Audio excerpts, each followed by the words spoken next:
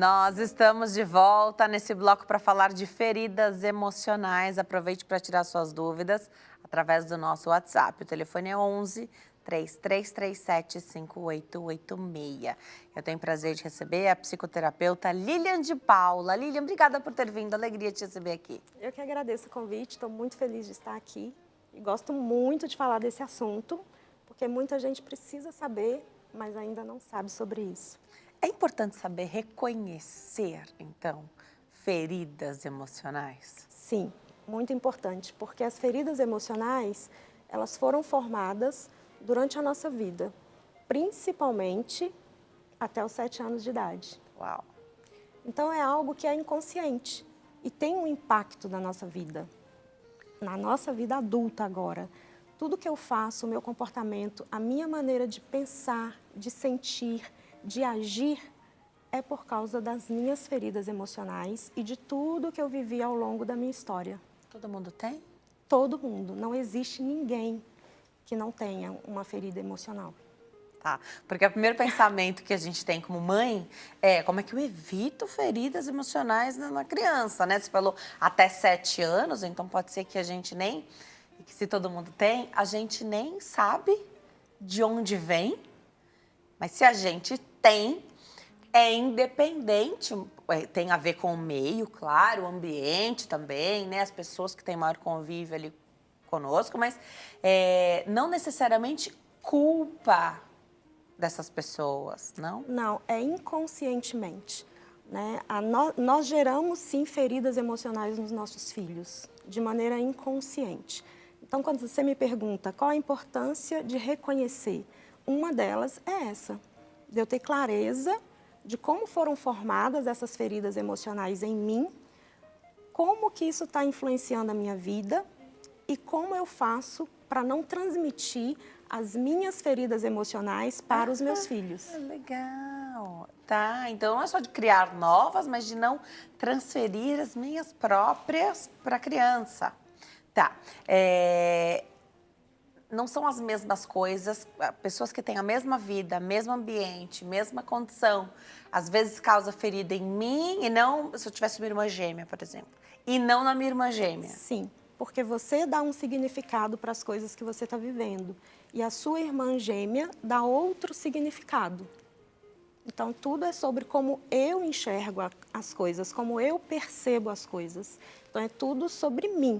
Por isso que não tem como. Às vezes, é engraçado, né? Porque às vezes a mãe me pergunta assim, não tem como eu gerar uma ferida no meu filho que vai fazer com que ele tenha tal personalidade? Por exemplo, o eneagrama, que eu aplico o eneagrama, que é para saber qual é a sua personalidade.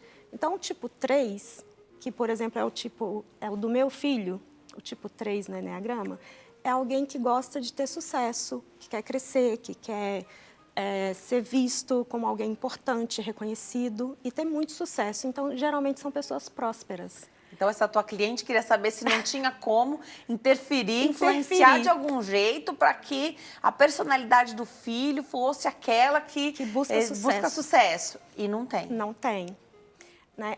Por que não tem? Porque como eu interpreto as coisas é diferente da forma que a minha irmã e que meu irmão. Porque existe a experiência vivida e a experiência sentida. Então, seu pai e a sua mãe podem ter te amado muito, cuidado muito bem de você, trabalhou muito para te dar do bom e do melhor. Essa é a experiência vivida. Mas a experiência que a Denise sentiu é que eu fui abandonada.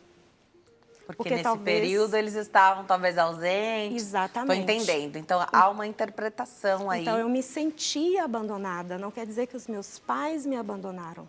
Eu tenho uma cliente que é advogada e ela não suporta ouvir o barulho da máquina de costura.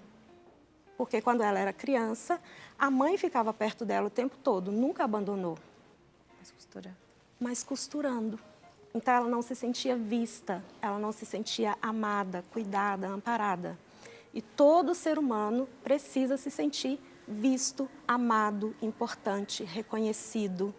Tem que ter um espaço para errar, que muitas vezes, a gente como pai e mãe, a gente não dá aquele espaço para o filho errar. Então, quando eu não tenho isso, vai me gerando feridas emocionais. aí o impacto disso na vida adulta pode nos atrapalhar bastante. Então, aqui a gente está falando que tudo isso começa ali na infância, principalmente nos primeiros 7 anos de vida, mas que só dá para trabalhar, me corrija, por favor, se estiver errada, tá? Só dá para trabalhar em cima disso a partir do momento em que a gente tem consciência de como a gente foi criado, de quais eram as condições naquele momento, entender, talvez se colocar no lugar. Isso acontece muito quando a gente se torna mãe e pai, né? Então, entender essas diferenças, então exige uma maturidade. Então, só é possível fazer essa análise e, a partir daí, curar ou tentar curar essas feridas emocionais a partir de um patamar aqui que pode vir mais cedo ou pode exigir um pouco mais de idade mesmo. Sim, eu sou especialista em atender adolescentes também, né? Então, atendo adultos, casais e adolescentes. Aí sim, o adolescente ou o adulto, ele precisa ter essa consciência e precisa buscar ajuda para a gente dar um novo significado para tudo que você viveu. E não é sobre culpar Não, não é sobre culpar. o que aconteceu. Então, É sobre dar um a novo máquina significado. não consigo ouvir a máquina de costura funcionar porque a minha mãe estava lá, mas não estava comigo. Não. Não. É sobre dar um principalmente novo significado para isso que você viveu. Perfeito. E aí, assim, quando eu descubro isso e eu me cuido, e eu me liberto dessas feridas, e eu dou um novo significado para a minha história, eu paro de transferir essas feridas emocionais para os meus filhos.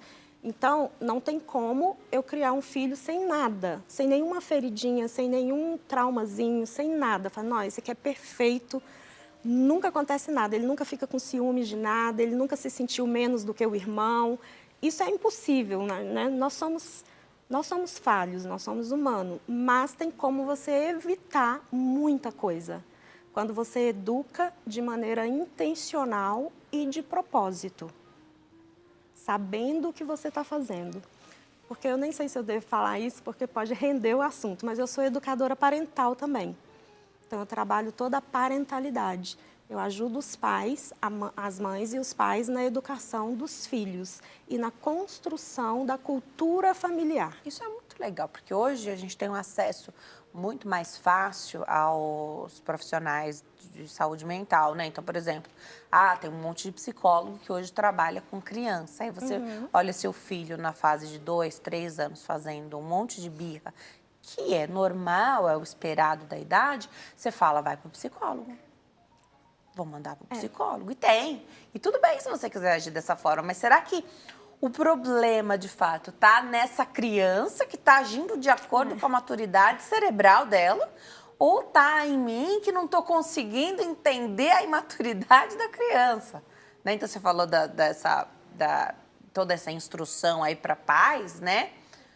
Muito legal. Então, se a gente mudar... Você não vai mudar a criança, porque a criança está ali, ela veio zeradinha. Você está construindo ainda, né? Então, você não precisa, de repente, mudar ela, mas a você, o marido, a casa, né? A família. Nós temos 3 coisas aí. Uma delas é que, se eu sei o que eu estou fazendo, que ferida emocional que isso pode gerar no meu filho, que crença isso pode gerar no meu filho, então eu vou agir de maneira intencional para gerar uma crença de possibilidade, de capacidade, de merecimento, e não uma crença que vai atrapalhar ele na vida. Então, tem como eu prever isso. É intenção e tem propósito, como você falou. eu legal. ter a cultura da família estabelecida de maneira intencional e transmitir os valores que eu escolhi para ser a base da cultura da família de maneira intencional. E tem como eu criar crenças positivas e fortalecedoras no meu filho. Essa é a primeira coisa. Segunda coisa é que, se a criança está dando problema e alguém acha que ela precisa de psicólogo, primeiro os pais precisam. Porque a criança é como se fosse os frutos e o adulto a árvore. Então, pelos frutos eu conheço a árvore. Então, o tronco, a raiz está precisando ser cuidado porque esse fruto não está muito bom.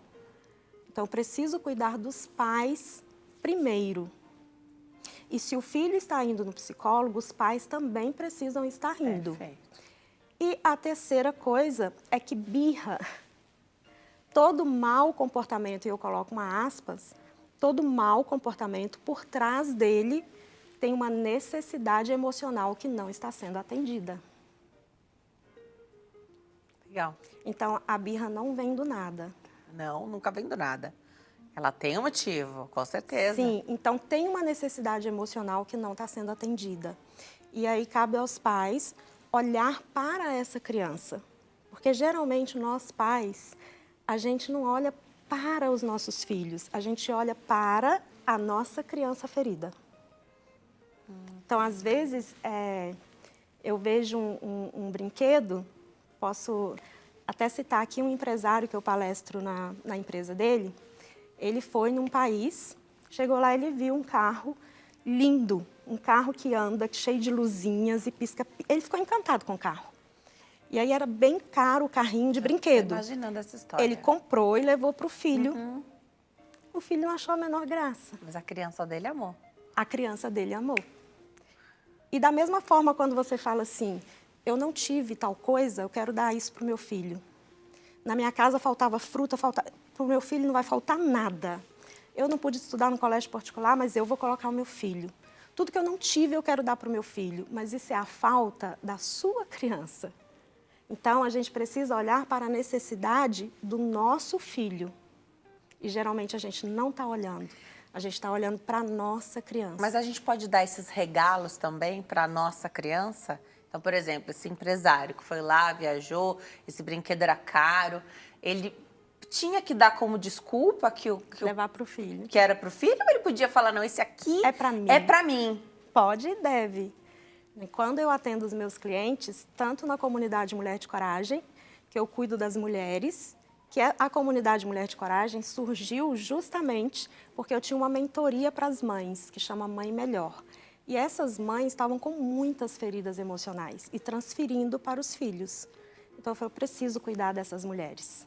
Então, cuidando delas, elas vão estar fortes para poder, de verdade, edificar o lar. Porque a mulher tem que edificar o lar. A mulher sábia edifica o lar. Mas como que eu vou edificar se eu não estou tendo força, nem para eu ficar em pé? Então, comecei a cuidar dessas mulheres. Então, tanto os meus clientes individuais, como nas mentorias e na comunidade Mulher de Coragem, eu ensino eles a cuidar da sua própria criança. A gente vai para o intervalo, no próximo bloco a gente continua falando sobre feridas emocionais e sobre esse processo, então, de reconhecimento, de cura, de trabalhar isso que envolve a própria pessoa, mas toda a história dela, né? Então, de repente, alguém que ela não pode, que ela culpou a vida inteira e que ela não consegue se desculpar porque essa pessoa não está mais aqui, né? Então, existe toda uma, né, várias faltas. A gente vai falar sobre isso no próximo bloco. Adorei que a doutora falou desses grupos de ajuda e mentoria, porque isso é muito legal, né? A mulher tem esse papel, né? Então, quando a gente fala dessas feridas e de como isso é transferido para o filho, claro que tem a figura do pai também, mas é muito a figura da mãe, né? No próximo bloco a gente fala mais. Até já!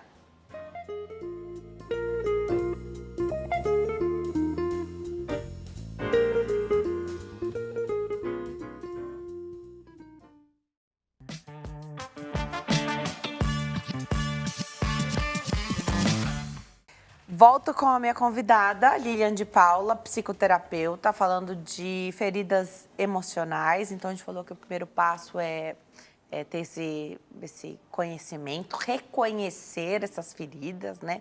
E muitas vezes não se tem, Lilian. Primeiro que deve ser uma grande oportunidade poder fazer esse processo na adolescência, porque muitas pessoas só buscam isso na fase adulta, já um adulto quase ali na terceira idade, né, onde você, de repente, não consegue dar um passo adiante. Isso pode envolver N processos, né, no seu trabalho, na vida pessoal. E aí vão buscar essas terapias para conseguir entender e quase que, esse é um termo talvez não seja o correto, mas quase que destravar para você conseguir seguir adiante, né? Só que muitas vezes você não tem mais a quem desculpar, porque você, não que precise, mas você culpou a pessoa por um trauma, por uma ferida, né? E entendendo que a gente não tem que buscar o culpado, e que eles são muito mais frutos do meio e do que você trouxe de história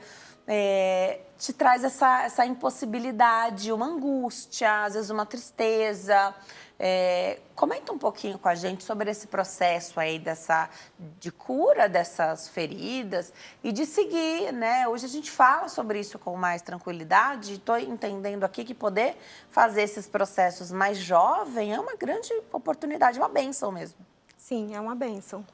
Pena que isso não acontece, né? Muito pouco. Por quê?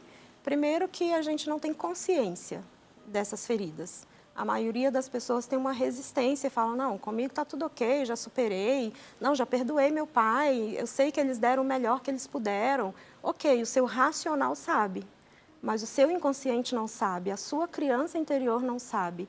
Então, você vai agir com a sua consciência infantil. Então, eu preciso dar um novo significado. O nosso cérebro ele tem plasticidade, tem como eu mudar as coisas. A gente nasceu sem nada aqui, igual você compra um computador, ali sem nada, e você coloca as coisas lá. Então, o nosso cérebro ele foi programado pelos pais, professores, políticos, TV, né? Tudo ali que a gente viveu. Então, tem como eu dar um novo significado para as coisas que eu vivi, tem como eu reprogramar a minha mente, tem como eu mudar. Para quem acredita na Bíblia, né, a gente só tem transformação a partir da renovação da mente. Então, eu preciso renovar e tem como renovar.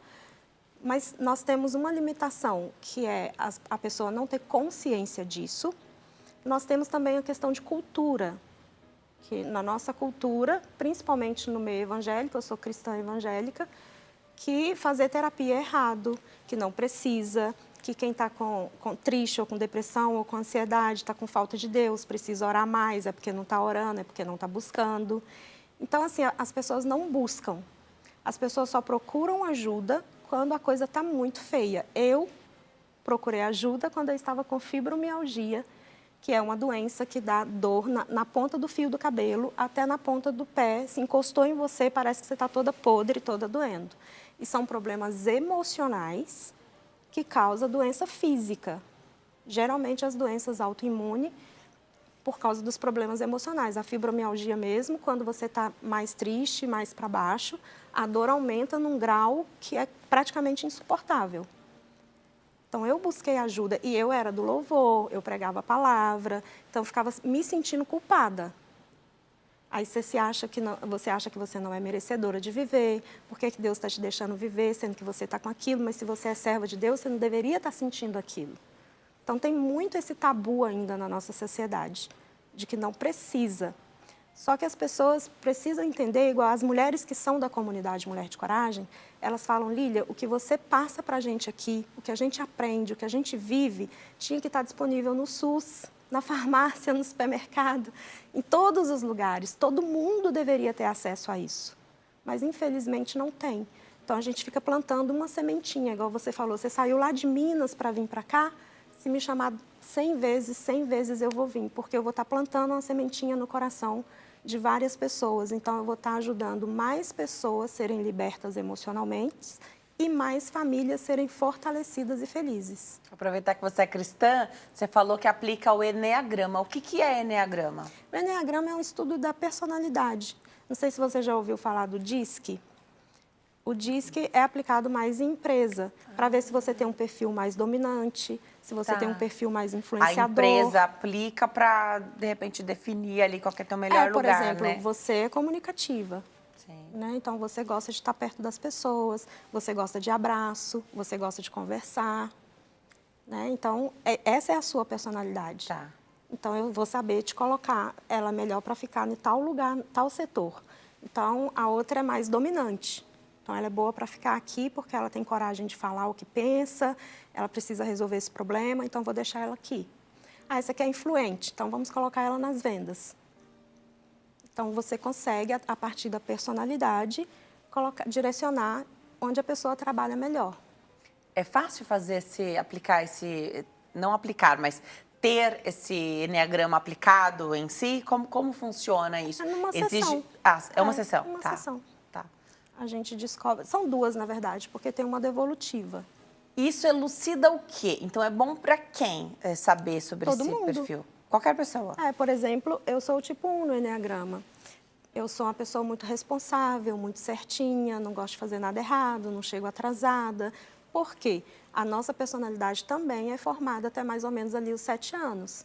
Porque eu fui uma criança, e aí eu não falei, mas até os 12, 12, 14, é formada as nossas crenças. Tá. Tudo aquilo que eu acredito. E aí não é crença de religião, o que eu acredito. Se a vida é boa ou não, se eu sou bonita ou não, se eu sou amada ou não. Tudo que eu acredito, mais ou menos até os 12, 14 anos. Então, a minha personalidade foi formada assim, porque eu sou a filha mais velha, porque eu ajudei a criar os irmãos mais novos, porque eu quase não brinquei, né? Eu tinha que ajudar a arrumar a casa, tinha que ajudar a cuidar das crianças. Eu tive pouco espaço para errar, pai militar. Então, você cresce com uma personalidade mais rígida.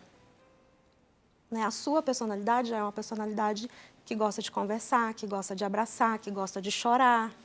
Então, para você é normal chorar. Depois que você chora, alivia. Então, você entendendo isso, você não fica se cobrando, por que eu estou chorando de novo? Você sabe, eu preciso chorar, gente, me deixa chorar. Gosta de comer, né? Tem memórias afetivas com a comida. Então, sabendo a minha personalidade, eu me entendo melhor.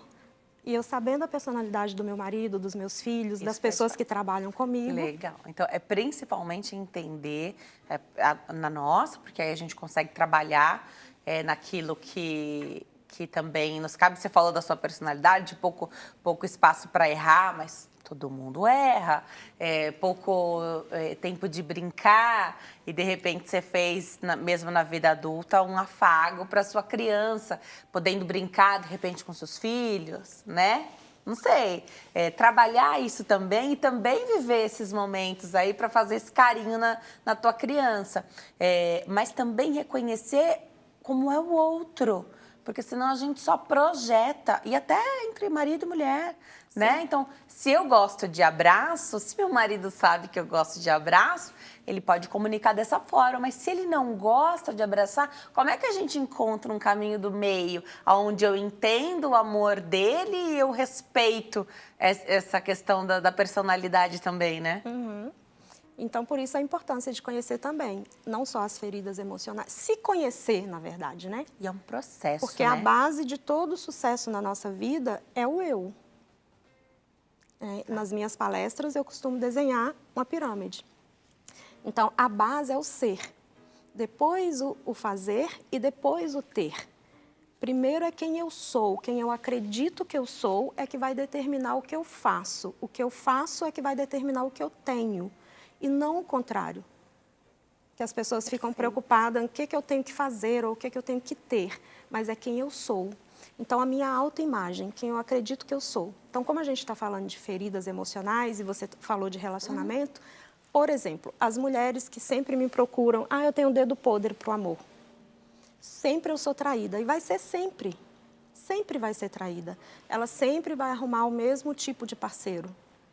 Enquanto ela não resolver a ferida da traição, que foi feita, formada lá na infância. A criança se sentiu traída. Então, no cérebro dela foi programado, eu sou traída, eu não mereço ter alguém que não me traia.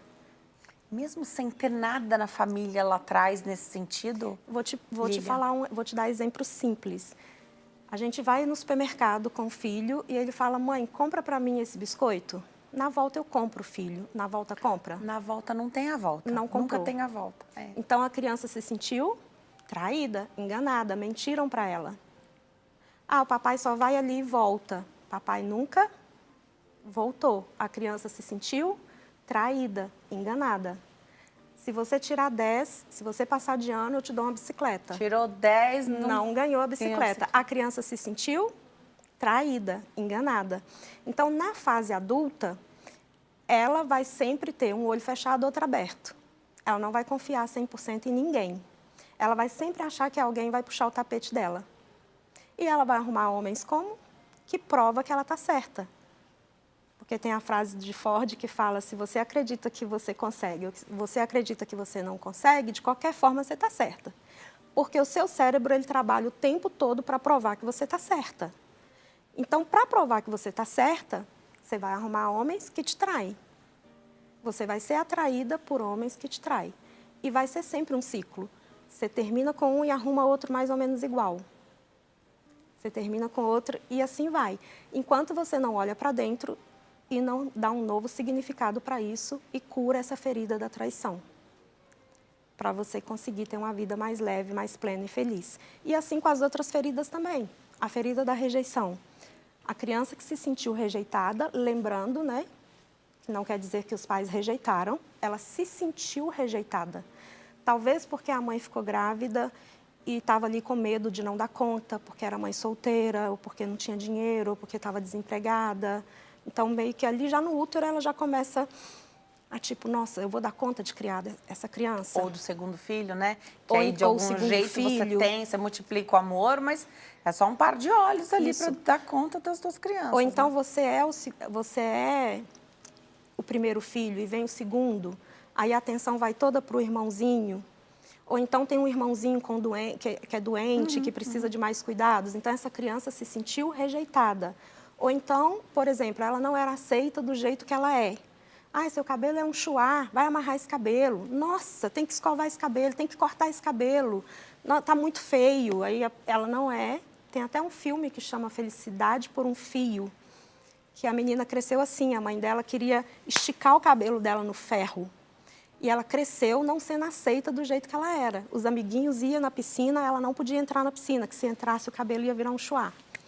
Então a mãe dela falava que o cabelo era um chuá, que era feio, que era isso. Então eu não fui aceita do jeito que eu sou. Então eu cresço me sentindo rejeitada. E o que essa ferida da rejeição causa? Por exemplo, eu estou num grupo do WhatsApp. E aí, supõe que a gente tem um grupo aqui do programa. Aí tá eu, você, minha amiga, a moça que está ajudando, todo mundo. Aí você vai lá e fala assim, gente, comprei um microfone novo, olha esse aqui, é show de bola. Aí todo mundo vai lá e elogia. Aí eu vou e coloco e falo, gente, eu também comprei um microfone, no próximo programa eu vou estar arrasando. Aí ninguém comenta. Ninguém fala nada. Aí você coloca lá, gente, olha o meu look do próximo programa. Aí a outra coloca, todo mundo comenta, uau, arrasou, que lindo. Eu coloco, ninguém comenta. Ninguém me vê.